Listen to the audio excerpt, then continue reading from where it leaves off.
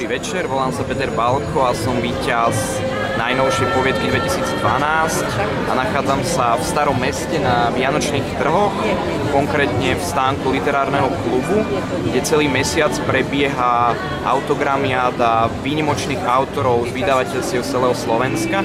Práve tu Mila Haugová, vynikajúca poetka, nádherná žena.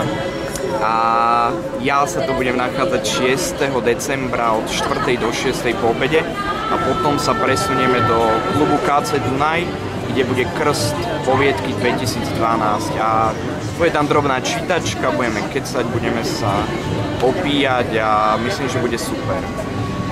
A dúfam, že všetci prídete.